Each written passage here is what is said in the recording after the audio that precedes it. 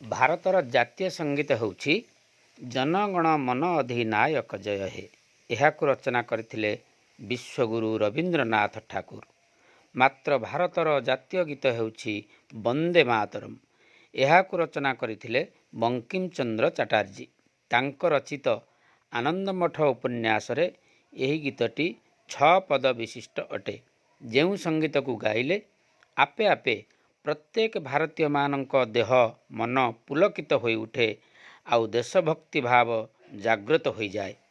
150 ବର୍ଷ ପୂର୍ବରୁ ରଚିତ ଆଉ 75 ବର୍ଷ ତଳୁ ଭାରତର ରାଷ୍ଟ୍ରୀୟ ଗୀତ ହୋଇଥିବା ଏହି ବନ୍ଦେ ମାତରମ୍ ଯୁଗ ଯୁଗକୁ ଭାରତୀୟମାନଙ୍କ ଅନ୍ତରାତ୍ମାରେ ପ୍ରତିଧ୍ୱନିତ ଓ ପ୍ରତିଫଳିତ ହେଉଥିବ।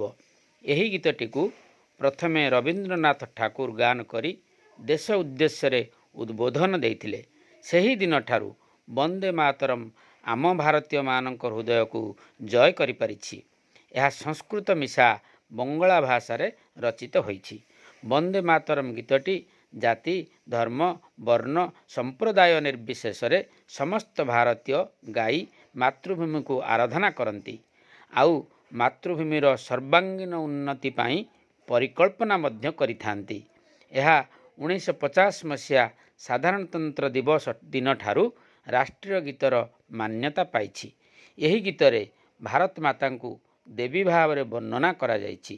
ଇଂରେଜମାନଙ୍କ ଜାତୀୟ ଗୀତ ଗଡ୍ ସେ କିଙ୍ଗକୁ ପ୍ରତ୍ୟାଖ୍ୟାନ କରି ପ୍ରତ୍ୟେକ ଭାରତୀୟଙ୍କୁ ଏହି ବନ୍ଦେ ମାତରମ୍ ଜାତୀୟ ଗୀତକୁ ପ୍ରଦାନ କରିଥିବାରୁ ବଙ୍କିମ ଚନ୍ଦ୍ର ଚାଟାର୍ଜୀ ଆଜି ପ୍ରତ୍ୟେକଟି ଭାରତୀୟଙ୍କ ନିକଟରେ ଚିର ନମସ୍ୟ ଆଉ ଚିର ଅମର।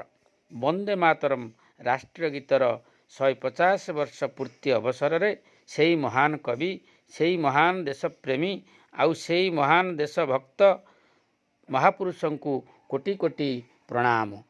ବନ୍ଦେ ମାତରମ୍।